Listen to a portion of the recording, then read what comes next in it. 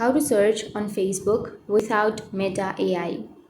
So if you want to remove the Meta AI from your Facebook, then what you need to do is you just need to tap and hold on to your Facebook, go for delete and uninstall the application. Tap on uninstall and uninstall. Once you've uninstalled the application, go for the Google or Chrome or any browser that you are comfortable with. Go for the search and search for Facebook APK download, and you can go for any one of your trusted websites.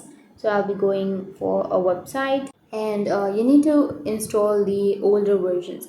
Tap on older version where you will not have the Meta AI feature. Scroll down and choose the version in which you don't have the Meta AI. So for example, if you choose this one, and if you scroll down and see here, if you have the Meta AI version, then you just need to go back and choose the other. And once you've chosen, tap on download and download this application and log into your Facebook, and you can search on Facebook without the Meta AI. So that's how you can search. And if you have any questions, feel free to comment below. Thanks for watching.